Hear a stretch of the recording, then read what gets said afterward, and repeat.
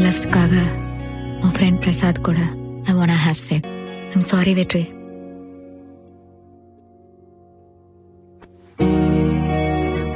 I love you so much. உன்னை ரொம்ப love பண்றேன். நானும் தான். ஆனா லஸ்ட்காக உன் ஃப்ரெண்ட் பிரசாத் கூட ஐ வாண்ட் ஹேவ் செக்ஸ். அப்படி இல்லைனா we'll break up.